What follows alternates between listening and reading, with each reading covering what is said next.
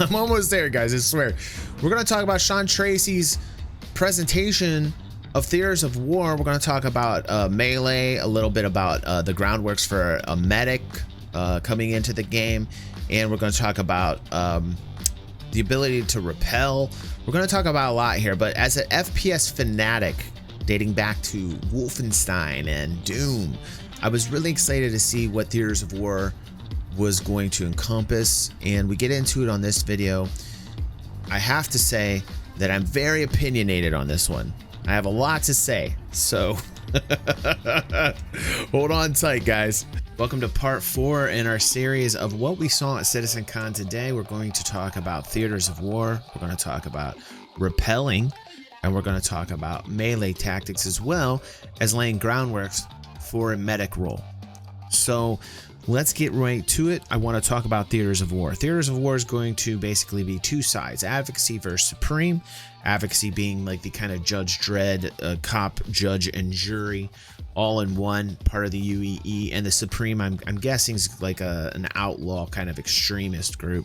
And so you've got 20 versus 20, very large battles, very similar to what everybody's comparing it to, like a battlefield experience. I think it all has to be tied in with the amount of lag that we're going to see. But as Chris has mentioned, there is going to be a first version of SOCS coming soon.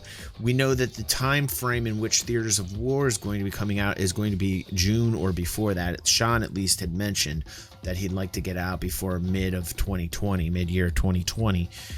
And the types of vehicles that are going to be in it, we're going to have the Cyclone, we're going to have the Rover, and the Ballista for the ground units, which I think putting the Ballista as a ground unit in there is going to be pretty massive. I like that. And then for air units, we're going to have Buccaneer, Arrow, Hornet, and a Vanguard Hoplite. They did mention that they wanted to add a Hammerhead. They wanted to add a couple other, like a Valkyrie. They wanted to add a few other ships in the future, which is exciting. But I want to say, first off, now that we know what the game mode consists of, we already had a very similar game mode, but was more limited, which was a 5v5 Star Marine.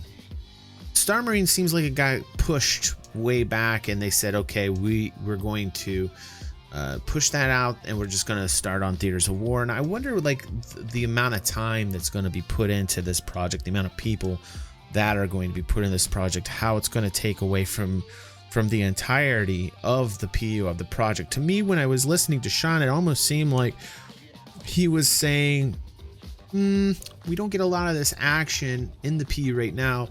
Let's just give it to the people who want it, which is, I'm a PvPer, I get it. He wants to focus those people and give them a play experience of like the ultimate extreme experience of combat, of what you would normally get in the PU after hours of preparation. So I respect what he's trying to do, but I get worried because I start to think that it kind of separates PvE versus PvPers. And I want them to be all in the same pool. I saw this happen with the tournaments in Elite Dangerous. I saw how people started, the developers started to kind of cater to both parties by making separate kind of play modes.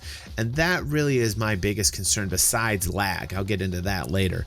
But when you start to take like a PvE audience and the PvE audience says, well, hey, PvPers, you have your own mode to play. Go play Theaters of War and leave us alone.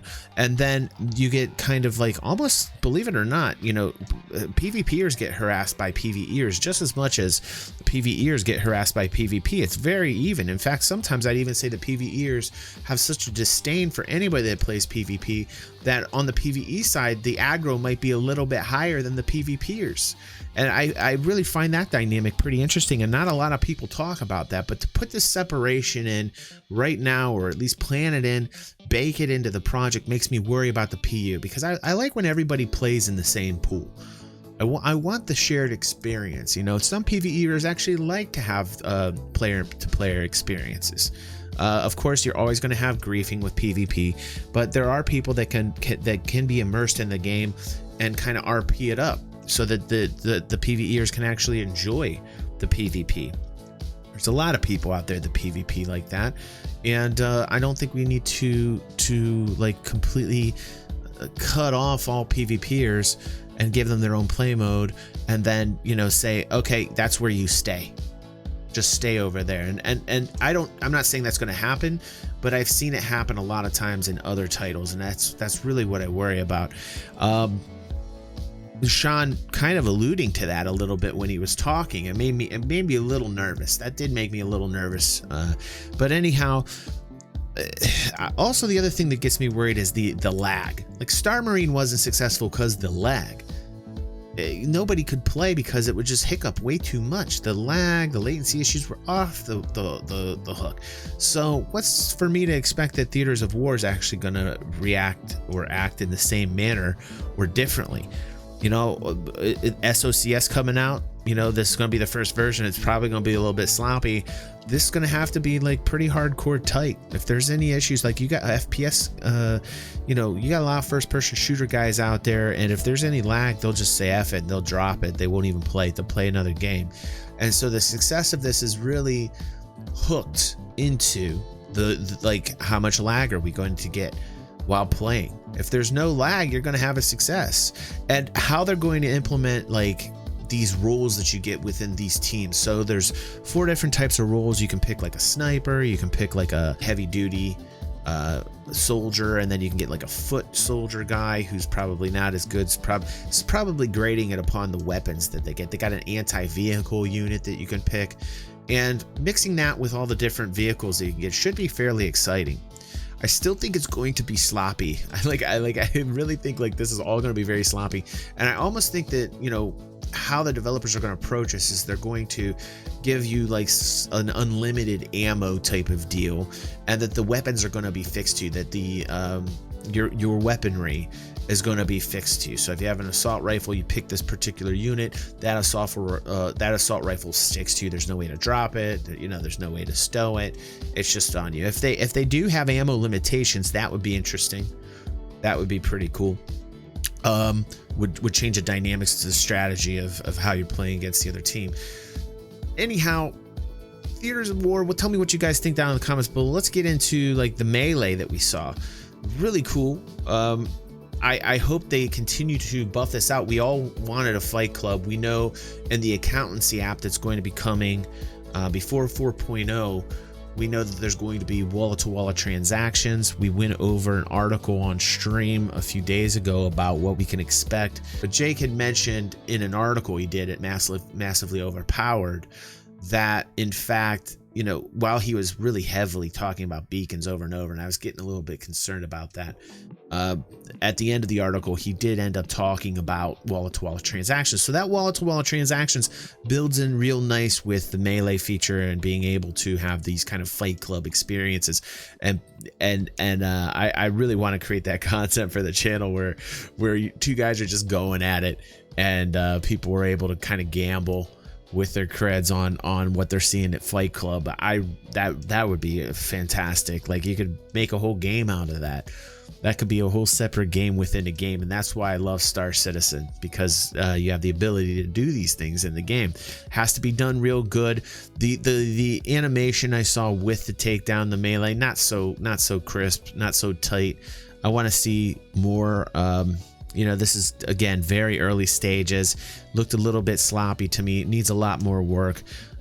We did watch an Inside Star Citizen where they did show us some of the maneuvers looked a lot better than what I saw at CitizenCon. And I think that this is an area where there's still a lot of work that needs to be done. But the melee is really an interesting facet to all of this. And I wonder if they're even going to include melee into... Well, I wonder if they're going to include melee into Theaters of War at all. That would be interesting as well. I'm pretty sure they will. And then we saw like dragging soldiers or dragging units in an Inside Star Citizen a few weeks back as well, which then brings us to the medic component. And having a medic come in and be in like a support role to help you out, to actually apply heals on you, would be a really, really cool feature. Like maybe you knock out instead of die right away. You know, maybe it gives you like a cycle to knock out instead of dying right away. You're down there and you got like a minute timer to get to the guy to bring him up. So these are mechanics that aren't necessarily being talked about that might not be in the game. This is more theory craft than anything, but I would like to see that. I think that would actually add a really cool dynamic, some realism to it, especially in the PU when you're having these battles. And you could get to, you know, it's in plenty of other FPS games and titles as well. Somebody gets knocked down, you rush to him as a medic, you pop him back up, he's back in the action. I think there should be some type of mechanic in regards to that in Star Citizen. It just makes sense to me, especially in a large scale confrontation where like you're just not getting hit and logging out of the battle right away, that you have, you know, some chances according to how great your medic is. And this will give a lot of people that like to play those support roles and like to be the medic an opportunity to have like a deeper immersive experience. The last thing I wanted to talk about, we saw this guy rappelling down a mountain at CitizenCon, and I was talking with Relic on Twitter, and he brought up some really good points about it that I didn't really think about. And he said, hey, DG, you know, I think what's going to end up happening by putting rappelling in the game is that the art team can really create some amazing geological formations with rappelling. That means, like, essentially if you can rappel, you can go anywhere. You can pretty much go anywhere in the game.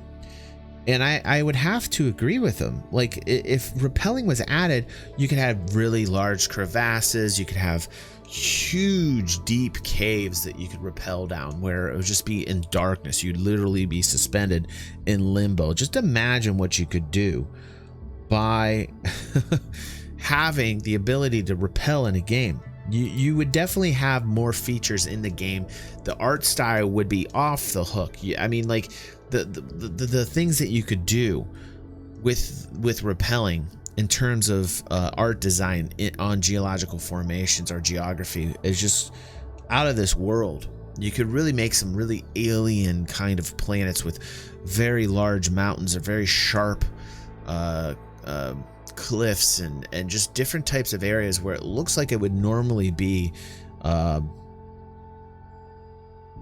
unpassable. You couldn't tread anywhere, but because you would have the ability to have this rappel feature, it would be great. Giant cracks in the earth, you know, just going down into them. I really think that would be cool. And then we also talked about later, Relic was making me excited. I had a little nerdgasm. He was talking about parachuting, and, you know, I said, yeah, we got to work on some physics. We got to work on the gravity a bit.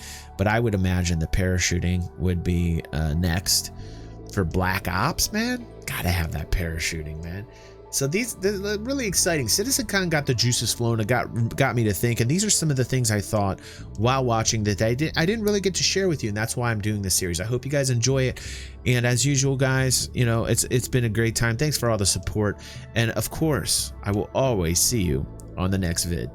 Today's video has been brought to you by the generous patrons of DG360 who make continued content possible. DG360 patrons enjoy monthly giveaways like Star Citizen packages, Steam gift cards, and any game that you want giveaways. Please consider donating $1 if in any way you enjoy DG360 content. And these difficult times where independent content creation is under attack from the FTC and left to die by YouTube, it's nice to know that I'm appreciated. Thank you.